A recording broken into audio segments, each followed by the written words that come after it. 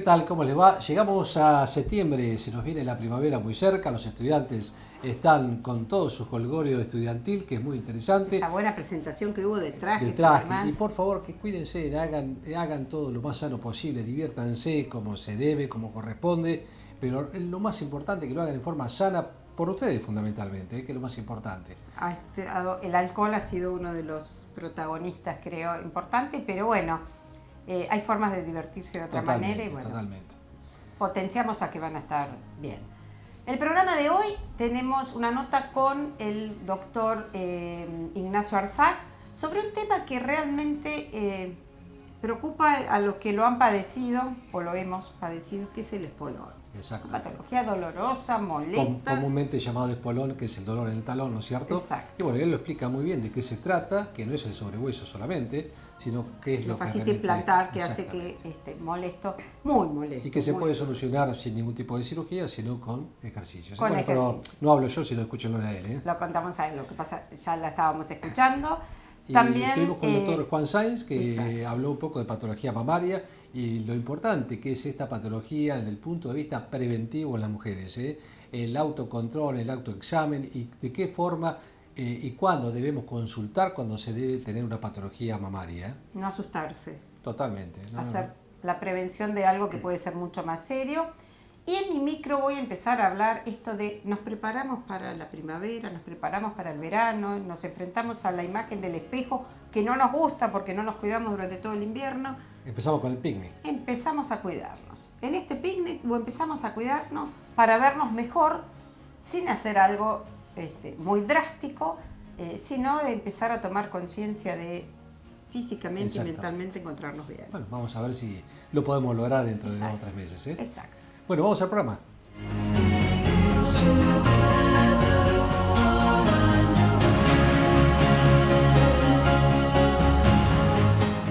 Al inicio del programa dijimos que íbamos a hablar de una patología del pie, que es una patología bastante frecuente, que muchos de ustedes seguramente la han padecido, que es el espolón, ese sobrehueso o no sé qué, el doctor ahora nos va a explicar, que está en el talón, que realmente es bastante molesto y que afecta a muchas personas. Hace unos programas atrás lo invitamos al doctor Ignacio Arzac, que es especialista en traumatología y fundamentalmente él se dedica a pie, y hoy lo hemos invitado de nuevo para que nos saque un poco algunas dudas sobre esta patología. ¿Qué tal, Ignacio? ¿Cómo estás? Gustavo, gracias por la invitación. No, por favor. Bueno, como dije en la presentación, es una patología que mucha gente nos ha pedido a ver si la podemos tratar. Y bueno, te elegimos a vos, que sos un poco especialista en pie específicamente, para que nos desane un poquitito a ver de qué es esto del espolón. Bueno, el espolón forma parte de un complejo doloroso del talón llamado las calcañodineas, que es, la definición es el dolor en el talón. Dentro de ahí tenemos lo que es el espolón calcáneo en sí y la fascitis plantar. El espolón, para que lo entendamos, es una exostosis, un sobrehueso en la parte posterior y medial del talón. El espolón por sí no duele, eso es algo que uno siempre duele el talón, debes tener un espolón, y se saca una placa y por ahí tiene un espolón, sí. Pero el espolón no duele. Lo que duele es la irritación de una estructura anatómica que hay ahí que se llama fascia plantar, que para que todos lo entendamos, la fascia plantar es como un elástico que va desde el talón hasta los metatarsianos, hasta los dedos. Ese elástico, como todo elástico en el cuerpo humano, se acorta y tiende a cortarse. Entonces los pacientes te dicen, me duele más cuando estoy mucho tiempo sentado, a la mañana apenas me levanto, primeros pasos, pero empiezo a caminar, entro en calor y se me va. Esa entrada en calor que ellos dicen es ese elástico que se empieza a estirar. Sí. Entonces, el tratamiento esencial de esta patología es ejercicios, elongación. Nosotros tenemos un protocolo de trabajo que damos, los pacientes se enojan porque son una serie de ejercicios muy intensos, pero no intensos que te cansan, intensos que hay que estar todo el tiempo elongando y haciéndolos. Consiste en una pelotita de tenis con una botellita de agua, elongar contra la pared y también hacer kinesiología. Eso para deslizar por debajo de la planta del pie. Por la planta del pie. Con todos esos ejercicios nosotros hemos visto que los pacientes en un periodo de 15 a 20 días resolvieron el cuadro. Los pacientes que no resuelven el cuadro se les hace una infiltración corticoanestésica. Se le suma también un programa de kinesiología. Si no resuelve, se vuelve a repetir, pero hasta acá nunca hemos llegado a hacer esto. Y si no resuelve con todo eso, se opera. La operación es un extremo, digamos. Es un extremo. Yo debo haber operado 1 o 2 pacientes en todo lo que he hecho y es rarísimo. O sea, el 99% resuelve con los ejercicios. Ignacio, tengo una pregunta. ¿Y por qué se produce esto? ¿Hay alguna causa que lo produce? Sí, dice que está muy relacionado con la falta de elongación de toda la cadena posterior de los músculos. Está relacionado con la diabetes, está relacionado con el hipotiroidismo. Eso lo estamos viendo acá en un trabajo que estamos haciendo ahora muy interesante. Estamos viendo que gran porcentaje de los pacientes que tienen esta patología son hipotiroides y también diabéticos. Sí, sí. Y tengo una pregunta, en el caso de las mujeres, no sé si hay prevalencia o no, pero el tema de los tacos, ¿eso puede influir en esto o en otra patología? ¿Estuviste leyendo? ¿Estuviste leyendo? Sí, los tacos está relacionado porque uno, al estar sobre plataformas o sobre tacos, acorta todo lo que es la cadena posterior. La cadena posterior son los músculos que están por detrás de las piernas. Entonces, el paciente apenas se sube, apenas se sube sobre un taco, va a sentir un confort, una comodidad, pero después no se va a poder bajar del taco, porque cuanto más acorto la cadena muscular, más cómodo me siento, pero después más me cuesta volver a mi estado natural. Entonces, totalmente contraindicado los tacos mientras hacemos todo este proceso de rehabilitación. Es muy difícil hacerle sacar a la mujer los tacos, ¿no es cierto? Entonces, si la mujer está propensa, digamos, a tener esta patología y quiere usar los tacos porque no se los vamos a poder sacar de la cabeza, cuando los deja, ¿tiene que hacer algún tipo de ejercicio previo o posterior para tratar de evitar que esto sea...? Sí, el tema acá también es saber que no es que no va a usar nunca más tacos. Es que mientras dure el proceso de que hay que estirar esa fascia plantar, lo conveniente es evitar el taco. Ahora, si tiene una fiesta, tiene un evento o algo, y si lo quiero poner, no hay ningún problema. El tema es que no me puede estar 8 horas arriba de un taco de 10 centímetros. Eso no le va a hacer bien. Pero sí, los ejercicios cuando los damos son intensos. Estás todo el día haciéndolos. Fundamental para curarse. Fundamental para curarse, y lo hemos visto acá. No más de 15 días ya estás haciendo tu actividad sin dolor, tu actividad previa. Cuando alguien tiene espolón o tiene dolor en la talalgia, digamos, se sacan una placa y se ve que tiene ese sobrehueso. A ese sobrehueso que vos dijiste que realmente no es lo que está doliendo, ¿hay que hacerle algo o no molestaría para nada? Ese sobrehueso es el estadio final de la fascitis plantar. O sea, el dolor en el talón arranca con la fascitis plantar, que es este acortamiento de la fascia, después genera esa exostosis que también se vuelve molesta. En general no se hace nada. No se lima, no se opera, no se saca, no se hace nada, porque hay estructuras anatómicas muy complejas en la planta del pie y al ser una zona de carga, también es bravo de operar ahí, porque puede quedar cicatrices dolorosas. Todo el peso del cuerpo. Todo el peso ahí. Hay algo que se llama toda la columna medial y lateral, cosas anatómicas que se termina desmoronando los huesos del pie porque los sostienen la fascia plantar. Sí. No es simple. Las partes, los elementos ortopédicos que se pueden llegar a usar, plantillas o gomas o algo por el estilo, ¿puede ayudar a esto? O en realidad, por lo que me dijiste, que es un problema de la fascia, creo que no. Pero bueno, mucha gente lo usa porque dice, antes de ir al traumatólogo me voy a poner una plantilla a ver si se me pasa. Me voy a pelear con toda una industria ahora, pero no, a mí no, para esta patología en particular no le encuentro gran... No, por la fisiopatología que me estás explicando, creo que no tiene sentido. Y me parece gastar en algo que no va a cubrir las expectativas del paciente. Lo que hay que hacer acá es elongar, estirar esa fascia plantar. Yo a los pacientes cuando les explico lo que tienen que hacer me quedan mirando como que se quedan un poquito vacíos con lo que le digo, pero cuando vienen la semana sin dolor están chochos. Sí, claro. Y es así, no hay que tomar nada, es ejercicio y kinesiología, nada más. Perfecto. Te voy a sacar un temita, creo que abordamos todo en su totalidad, el tema del espolón llamado vulgarmente, ¿no es cierto? Te voy a sacar un poquitito un tema muy allegado ahí, que son los esguinces, que es algo bastante frecuente, y me acordé de los tacos y me acordé de los esguinces. No quiere decir que esto sea exclusivamente de los tacos, pero hay mucha gente que el tema de los esguinces lo toma muy relativamente. Tuve un esguince, bueno, me cuido 2 o 3 días, se me pasa y pueden dejar secuelas importantes a nivel de los ligamentos. Sí, no solamente a nivel de los ligamentos, sino lo que se llaman lesiones osteocondrales. Las lesiones osteocondrales son lesiones traumáticas de las superficies articulares. Esas lesiones, yo si agarro 100 personas acá en azul y les hago una resonancia, todo seguramente me va a dar que tengo lesiones osteocondrales, vos las podés tener, yo las puedo tener, pero a veces no duelen. Eso puede ser por un esguince mal curado o mal tratado, y los pacientes después a la larga pueden generar artrosis y dolor. Entonces eso por ahí también es lo más grave, porque la parte ligamentaria se termina recuperando a la larga. Sí. Pero no lo óseo. Lo óseo, la lesión Articular. osteocondral, eso ya es más difícil de curar, y eso con una resonancia lo vemos, y tiene un tratamiento artroscópico. Esto tampoco es para que cada esguince le pidamos una resonancia. Nosotros en el centro nuestro, el protocolo que tenemos es: viene un paciente con un esguince, lo clasificamos en leve, moderado y severo, en base a lo que sea, si inmoviliza o no, damos kinesiología, crioterapia, que es el hielo, y lo expectamos a los 5 o 7 días.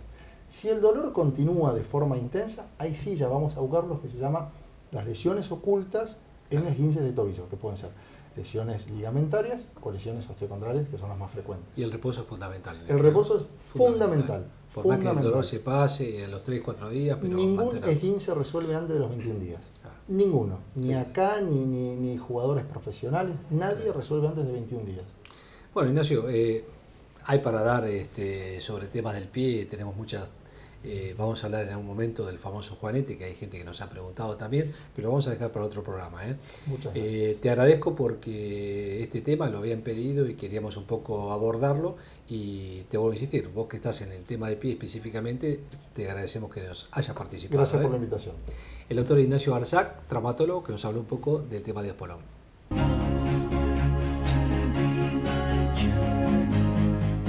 Bueno, hoy vamos a tratar una patología que es, muy problemática y realmente frecuente, y que a veces causa miedos, pero que hay que afrontarla porque es una patología que afecta a las mujeres, y vamos a ver que no solamente a las mujeres, sino también a algunos hombres, que es la patología mamaria.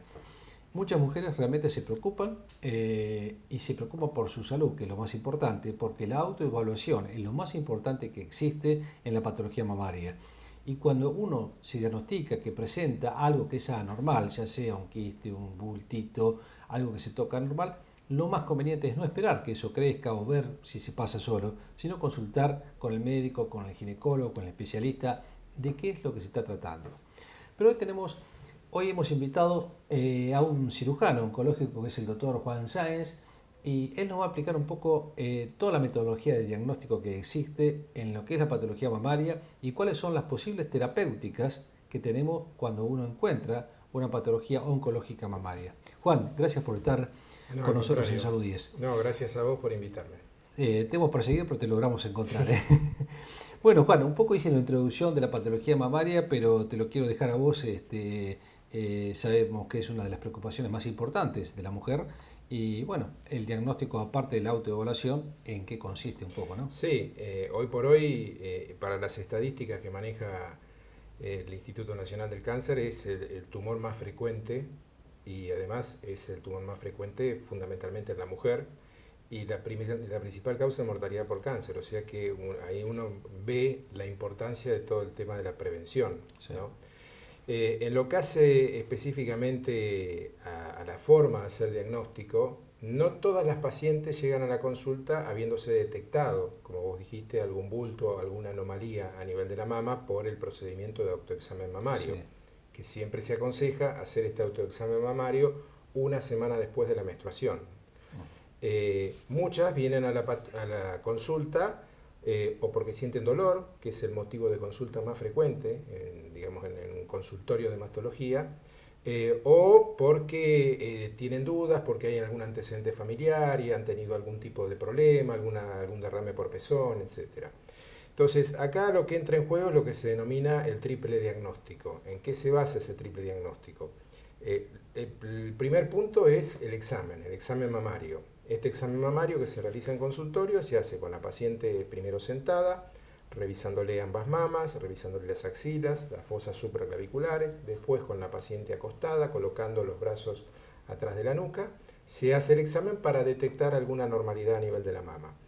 Luego del examen físico que se realiza a la paciente, dependiendo de cuáles son los síntomas y de cuáles son los signos que encuentra el médico en la paciente que consulta, pasamos a la etapa de los diagnósticos por imágenes. Acá tenemos dos digamos, elementos fundamentales en lo que es la patología mamaria, que es la mamografía, que sigue siendo hoy por hoy el estudio por excelencia para detección de lesiones en la mama, y la ecografía mamaria. Los dos estudios hoy por hoy prácticamente se utilizan de la misma manera porque se consideran estudios complementarios. No es que uno reemplace al otro, sino que se complementan. El primero en realizarlo siempre habitualmente es la mamografía, y como estudio complementario se realiza una ecografía mamaria. Juan, te corto 2 segunditos. ¿En qué edad debería la mujer empezar a controlarse las mamas? Porque por ahí van para un control habitual y no porque se tocaron algo. ¿Y a qué edad se deberían ir? Mirá, la edad que se aconseja siempre es a partir de los 40 años, pero esto es variable. Sí. ¿Por qué es variable? Porque hay factores hereditarios que hacen que determinada población de mujeres, por tener algún familiar directo, que puede ser una madre, una hermana, una tía, que ha tenido una patología mamaria, es conveniente que el control lo haga digamos, de manera más temprana. Habitualmente lo que se aconseja es a partir de los 40 años hacer la consulta al médico. Hoy no se está aconsejando, si no hay síntomas, realizar esta primera mamografía o primera detección a los 40 años, pero sí o sí a partir de los 50. Lo que no se puede evitar es realizar la mamografía de control entre los 50 y 70 años. Claro. Antes de los 50 y posterior a los 70 depende de las características de cada paciente. Los pacientes, por ejemplo, que toman hoy el consumo de anticonceptivos, está totalmente masificado, ¿tienen un mayor porcentaje de poseer, digamos, un cáncer de mama o no tienen riesgo? Ese es uno, digamos, de los mitos de lo vinculado al cáncer de mama. En realidad, los anticonceptivos orales no modifican el riesgo que puede tener una paciente de padecer en algún momento de su vida un cáncer de mama, no lo modifican. Distinto es la terapia estrogénica de reemplazo. La terapia de reemplazo, que es la que se instaura a partir de que se instala la menopausia, eso sí, hay estudios que han demostrado la incidencia que tiene muchas veces, no tanto en la aparición de un tumor de mama, sino en que lo hace de manera más temprana, es decir, acelera los tiempos, ¿no? Pero bueno, volviendo al tema de los diagnósticos, la mamografía sigue siendo el elemento de diagnóstico por excelencia, y uno lo que trata de buscar en la mamografía son o bien algún nódulo, que es una formación de mayor densidad que el resto de la mama, alguna densidad de características espiculadas, lo que son las microcalcificaciones mamarias, que son como un puntillado como si fueran granitos de sal en una mamografía, y que bueno, eso a veces despiertan la atención de quien está observando la mamografía. En algunos casos son consideradas sospechosas, en otros no, porque en la mayoría de los casos están vinculadas a patología benigna. No asustarse cuando aparece algo de esto, pero sí tener la luz amarilla prendida. Exactamente. Y como estudio complementario, la ecografía. La ecografía fundamentalmente porque en las zonas más densas de la mama, y eso puede ocurrir en pacientes más jóvenes, digamos cuando el tejido es más duro, más compacto, tejido más glandular, la ecografía ve mucho más que la mamografía, y en esas zonas de mayor densidad pueden aparecer nódulos que a lo mejor la mamografía no detecta. Hay otro digamos, estudio diagnóstico de imágenes, que es la resonancia, que desde hace varios años que se está utilizando mucho, no de manera rutinaria, pero que sí aporta lo suyo en los casos en que los dos anteriores dejen dudas el diagnóstico, y sobre todo en aquellas pacientes o bien que tienen una cirugía previa en la mama, o aquellas pacientes que tienen prótesis mamarias, donde por ahí a veces el diagnóstico y la visión de una mamografía se dificulta. Bueno, ahí va a ir a preguntarte el tema ese, que hoy muchísimas mujeres tienen prótesis mamarias, y bueno, ¿cómo se pueden controlar a través de una prótesis, ¿no? Y si hay algún riesgo mayor o no de poder ser un cáncer de mama. En relación a los riesgos no existe. Era también uno de los mitos de que el tema de las prótesis podía llegar a digamos, implicar un riesgo mayor de padecer un cáncer de mama. Esto se ha demostrado que no es así. Lo que sí dificulta es el diagnóstico.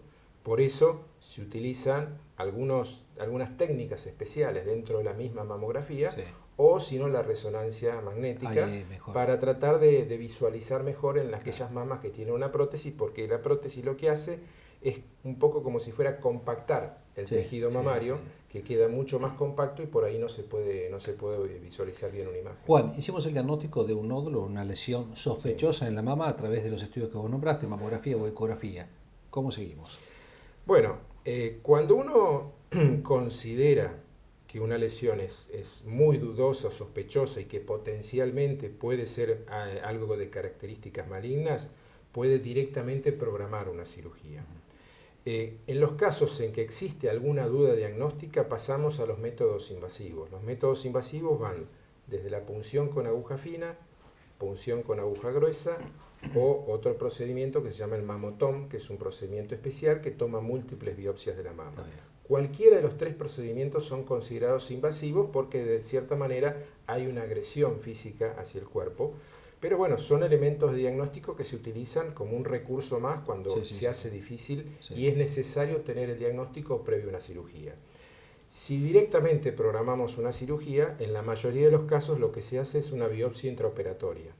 Es decir, supongamos que vamos a tratar a una paciente con un nódulo de mama, lo que se hace en la cirugía es sacar el nódulo de mama con un margen de tejido que lo circunda, un margen de tejido sano. Ese mismo nódulo se lo damos en el quirófano al patólogo, el patólogo lo analiza el microscopio y el patólogo nos da un informe de las características que presenta este nódulo. Fundamentalmente, si es un nódulo benigno o si es un nódulo maligno. Mucho más que esto por ahí en el quirófano el patólogo no puede aportar, porque no es un estudio detallado que se hace como que se hace en laboratorio. Pero eso sí permite definir la táctica que uno va a utilizar en el transcurso de la cirugía, si consiste en solamente sacar el nódulo y nada más, o si hay que proseguir la cirugía hacia una cirugía más amplia. Bueno, eso, vos disculpame unos minutitos para un corte y vamos a seguir próximamente hablando de qué tipo de cirugía hay y qué tipo de cirugía reconstructiva para pacientes que han tenido cáncer de mama existen. ¿Cómo no? Un segundo, ya continuamos con el doctor Sáenz.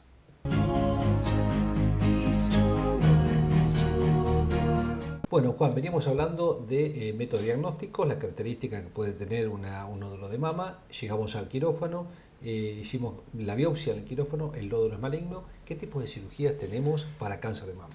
Bueno, el tipo de cirugía que se utiliza habitualmente y que es, digamos, la cirugía más tradicional que se utiliza en estos tiempos es lo que se denomina la cirugía conservadora. La cirugía conservadora se define así precisamente porque se trata la lesión, pero se conserva el resto de la mama. Esa cirugía conservadora, en la mayoría de los casos, va seguida de un estudio de los ganglios axilares. Este estudio de los ganglios axilares, dependiendo también de las características del nódulo, fundamentalmente del tamaño, puede ser solamente sacar un ganglio, que es lo que se denomina ganglio centinela. Esto es por técnicas de marcación o por técnicas que utilizan isótopos radioactivos, que es, digamos, un poquito más complejo, pero se puede utilizar y mostrar cuál es el primer ganglio hacia donde drena los linfáticos de la mama, estudiar ese ganglio, si ese ganglio es negativo, la cirugía termina ahí. O si no, puede ser que ocurra otra alternativa, que es, luego de tratar el problema de la mama, pasar a una cirugía sobre la axila que consiste en hacer lo que se denomina un vaciamiento axilar. ¿En qué consiste el vaciamiento? Consiste en sacar de manera, digamos, total lo que sería la grasa de la axila, donde dentro de la grasa va a haber ganglios. La pregunta es si hay que sacar toda la grasa de la axila o no. En realidad, la axila tiene 3 niveles ganglionares. Eso es según cómo esté ubicado en relación al pectoral menor. Habitualmente lo que se hace es un vaciamiento, es decir, se sacan los ganglios del primero y segundo nivel. Los que están más cerca de la mama. Exactamente, fundamentalmente para evitar los problemas que en algún tiempo se veían con mucha más frecuencia, que eran los problemas de los linfedemas en los brazos. Hoy prácticamente no se ven linfedemas, salvo que haya alguna anomalía anatómica en la paciente que bueno, como consecuencia de una cirugía de axila tenga esto. Esto es lo que se denomina la cirugía conservadora. Digamos que el concepto que hay que tener en lo que hace la cirugía conservadora es que toda paciente cual se le realiza una cirugía conservadora tiene que saber que siempre este tipo de cirugía va seguida de otro tratamiento local sobre la mama, que es la radioterapia. ¿Por qué? Porque la radioterapia lo que hace es mejorar el resultado local de la cirugía. Y en algunos casos hasta quimioterapia también. Exactamente. Con respecto a otros tipos de cirugías, depende un poco del tamaño de la lesión, de la ubicación de la lesión y de las características de la mama en general, porque podemos tener un nódulo que a lo mejor es relativamente chico, pero también la mama es chica. Entonces no dan los márgenes como para poder hacer una cirugía conservadora con buen resultado, y en muchos casos hay que hacer la otra alternativa quirúrgica, que sería una mastectomía. Incluso en las recidivas también, ¿verdad? Exactamente. El concepto fundamental que cambió a partir de la aparición de la cirugía conservadora es que se demostró que el resultado final de una cirugía conservadora, aún teniendo la posibilidad de que reapareciera la enfermedad, era el mismo que haciendo una mastectomía de entrada. O sea que no le cambiaba el pronóstico de sobrevida global a la paciente. Eso es el concepto fundamental por el cual se empezó a hacer muchas cirugías conservadoras. Y, como te dije, dependiendo de la localización del nódulo, muchas veces no se puede conservar la mama, y ahí es donde entra, a partir de hace aproximadamente 10-15 años, las técnicas de reconstrucción mamaria. En muchos casos son técnicas de reconstrucción inmediatas, es decir, que se hace en el mismo momento de la cirugía, se puede hacer la reconstrucción.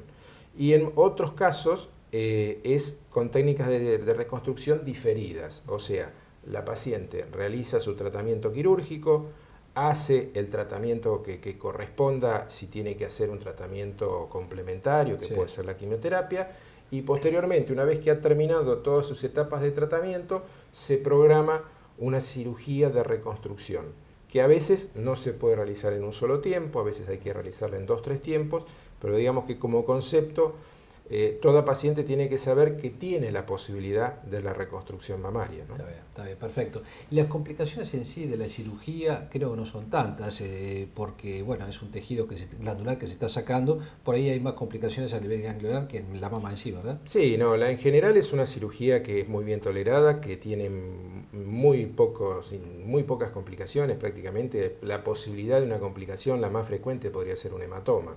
No mucho más que eso, o alguna infección, pero nada serio, digamos, que pueda presentarse. Los médicos no somos a veces muy, ¿cómo te puedo decir? Muy de enviar a los pacientes al psicólogo, y creo que la patología mamaria es una de las patologías que más requiere de un apoyo psicológico por una probable mutilación que le puede llegar a quedar de esa mama en la mujer, ¿no es cierto? Hay mujeres que lo asumen totalmente, sin ningún tipo de inconveniente, pero hay gente que se siente mutilada y realmente necesita a veces un apoyo psicológico, ¿no? Sí, por supuesto, siempre es conveniente plantear la posibilidad de ayuda desde el punto de vista psicológico a todas las pacientes que uno trata. Y un poco lo que nos dice la experiencia es que las propias pacientes son las que van marcando el camino, ¿no? Es decir, aquellas que por ahí, a partir de una cirugía de estas características y de un diagnóstico de estas características, enfrentan la situación con normalidad, y hay otras que les cuesta más y un poco marcan el camino sobre la necesidad de otro tipo de ayuda, ¿no? Hay que saber leer un poco entre líneas a cada paciente. Lo bueno es que si uno hace un diagnóstico precoz y las terapéuticas son eficaces, las líneas de tratamiento hacen de una sobrevida y de una curación. La curación... podemos hablar que con la detección precoz del cáncer de mama estamos hablando de un 90% de curación, ¿no? Eso en forma general, con lo cual ahí entran muchas situaciones extremas, por supuesto, que tardan mucho en consultar, y bueno, por ahí el hecho de tardar en consultar hace que cuando se diagnostica la lesión está en una etapa más avanzada y es más difícil el tratamiento. Por eso, ¿no? que hacemos énfasis en este tema, cuando uno, primero, hacerse los chequeos en forma habitual, y segundo, si uno se nota alguna cosa diferente, un nódulo o algo, examínense las mamas en forma frecuente. No es necesario sobre todos los días, pero sí, como dice el doctor, una semana después de la menstruación. Habitualmente todos los meses, una semana después de la menstruación, porque es cuando la mama está, digamos, menos inflamada, como consecuencia del estímulo hormonal. Y eso va a ayudar muchísimo a que el día de mañana tengamos un resultado mucho mejor si encontramos una patología oncológica y con un porcentaje de curación 90 o por encima, realmente si uno se lo agarra muy bien en forma precoz. Además que han salido muchas terapias hoy, desde el punto de vista oncológico, que han mejorado notablemente. Sí, eso es algo importante, porque muchas veces la combinación de tratamientos permite retrotraer la enfermedad a un estadio anterior. Claro. Es decir, muchas veces uno dice a determinada paciente, bueno, mire, no es conveniente que la opere ahora. Vamos a esperar, vamos a hacer otro tratamiento y la voy a operar en mejores condiciones. Claro.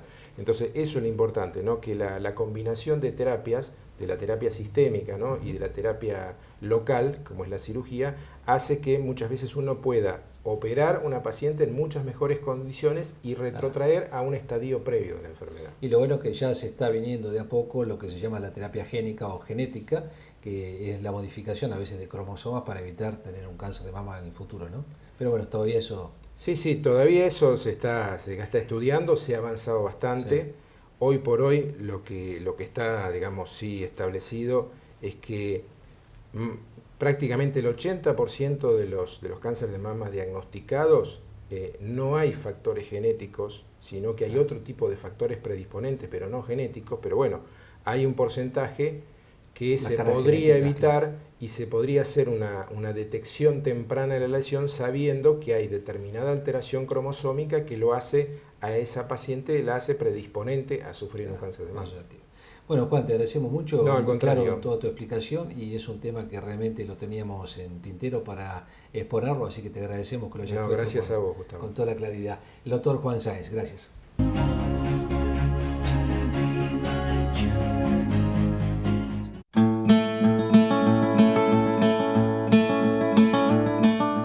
Bien, tema de hoy, nos estamos poniendo a punto para empezar la primavera-verano. Empezamos en una época en donde las altas temperaturas o esto de mejor sol, empezamos a sacarnos ropa y empezar a ver aquello que no cuidamos durante todo el año. El espejo nos empieza a devolver una imagen que, socorro, queremos hacer todo lo que no hicimos en todo el invierno a partir del mes de agosto-septiembre. Empecemos a tener conductas saludables. Empecemos a movernos más, a dejar el auto más cuadras, más alejado del lugar donde vamos, empecemos a obligarnos a hacer una caminata laboral mucho más importante, empecemos a alargar los circuitos, empecemos a gastar calorías, que es lo que más nos va a ayudar. ¿Por qué? Porque la grasa que está depositada la vamos a quemar siempre y cuando pasemos los 30-40 minutos de actividad física aeróbica. Así que aumentemos las distancias, aumentemos los tiempos que le vamos a dedicar a una mayor actividad física. Y empecemos a controlar la alimentación. No empecemos con dietas estrictas queriendo solucionar todo de un día para el otro porque no lo logramos, nos frustramos y saben que últimamente ya se trata de hacer hincapié tanto a la no dieta, sino al cambio saludable. Entonces, compras más organizadas, empecemos a tener en cuenta los menúes, cocinemos un día, cocinemos para el freezer, cocinemos para la heladera y tener el menú solucionado, cosa de no llevar cansados con muchas actividades y de pronto nunca pensamos en nuestra alimentación y queremos empezar a cuidarnos. Entonces el orden hace que nos ayuda, nos acompaña en este nuevo plan. Entonces, menor volumen, empecemos a cocinar menos, comamos de todo, pero menos. Empecemos a incorporar esto de verduras y frutas. Mucha gente dice, no, en invierno no como verduras y frutas porque hace frío, porque me da frío. Bueno, empecemos a incorporarlas ahora. Cocinemos las verduras. Tengamos preparaciones que podamos tener casi listas. Croquetas que se hacen al horno, tortillas, guisitos de verdura, verduras rellenas. Cocinemos para el freezer y de esta manera tenemos esta gran variedad de alimentos con bajo aporte calórico que de pronto puede solucionarnos bien las comidas del día. Tengamos carnes totalmente desgrasadas, no le tengamos miedo a las pastas, sí tratemos de utilizar pastas integrales mucho más y estas harinas que pueden favorecer un buen funcionamiento intestinal y que nos aportan mucho más que las harinas blancas, las refinadas.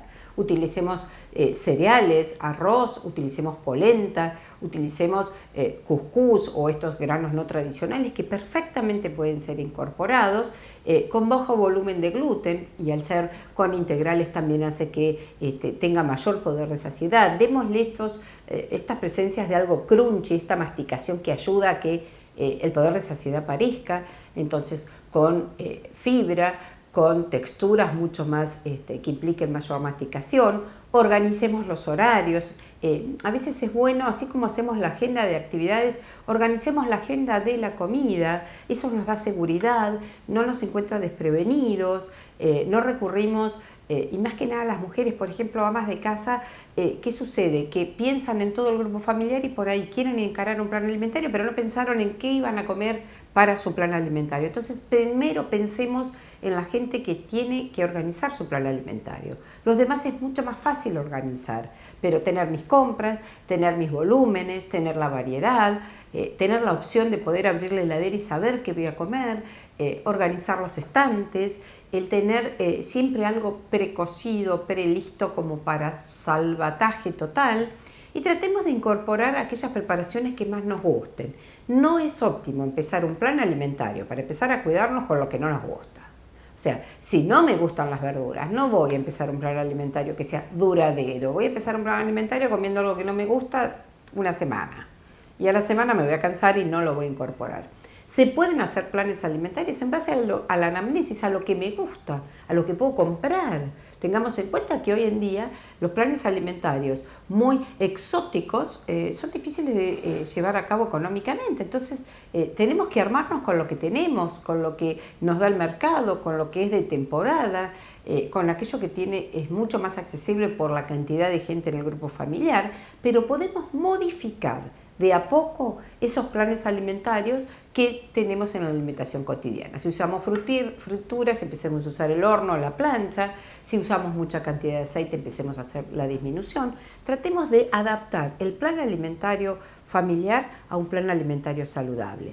De esta manera lo que vamos a hacer es ir empezando a bajar las calorías de lo que teníamos incorporado a nivel del invierno, que de pronto daba más para comer alimentos mucho más hipercalóricos. Si achicamos el volumen, mejoramos la forma de preparación, disminuimos el consumo de grasas y todo aquello ocasional que no es necesario. ¿Se acuerdan? Nuestras guías alimentarias están en el lugar chiquitito, en el lugar rojo. Si incorporemos muchas verduras y frutas, muchos cereales permitidos, carnes, lácteos, quesos descremados. Evitar la panificación, sí, podemos evitarlas, utilizar alguna galleta de arroz, controlado, comamos más vale las harinas en las comidas, en almuerzo y cena, y hagamos mayor restricción de harinas finas, de harinas refinadas, de panificación, que tienen gran cantidad de grasa, y controlemos más lo que es desayuno y merienda. Buena actividad física, el orden en la alimentación, el empezar a movernos desde lo laboral hasta la actividad física recreativa y empezar a plantear de pronto a veces también objetivos cercanos. No intentemos bajar 20 kilos en un mes, no lo vamos a lograr para que sea duradero, lo vamos a lograr por un objetivo cercano, pero no lo duradero. Y por supuesto planear y pensar que el cuerpo lo debo cuidar todo el año. Vamos a empezar a dar tips para empezar a cuidarnos. También tener en cuenta que hay muchos lugares de estética que nos pueden ayudar a mejorar nuestra presencia, nuestra piel, atacar esto de la celulitis, la grasa depositada, sin llegar a hacer tratamientos estéticos carísimos ni con intervención quirúrgica, sino con masajes, electrodos, ondas rusas y un montón de tratamientos que nos ofrecen y que en Azul tenemos para todos los gustos, puede ayudar a que tengamos un buen cuidado del cuerpo y empecemos a vernos mejor para empezar a llegar a la época del verano. Seguimos en Salud 10.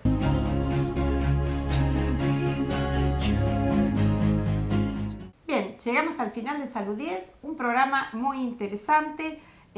La cuestión de la patología mamaria, algo tan fundamental como querer hacer prevención, no tener miedo al diagnóstico, al tratamiento, porque es algo que ha tenido tal avance en lo que es medicina, en el diagnóstico, en el tratamiento, que realmente... Y sobre todo el conocimiento, de que conocer la patología es lo más importante para poder salvar vidas y para poder diagnosticarse y para poder en día de mañana tratarlo lo más adecuadamente posible. O sea, la educación, en este caso el conocimiento de la enfermedad, pasa inicialmente por la mujer, en este caso, el que se hagan su autoevaluación, se hagan sus controles y no tener miedo si se llega a tocar algo, porque si no, el día de mañana va a ser seguramente... Es el tratamiento, peor, el día de mañana es el tratamiento. La nota con Arsac. Ignacio Arsac, que nos habló del espolón y le explicó un poco de qué se trata esto y cuál es su tratamiento, su terapéutica que tiene, y cuidado ustedes mujeres que usan los tacos altos, ahí lo explica muy bien. Exactamente, el mal uso y el abuso. No es tu caso, ¿no?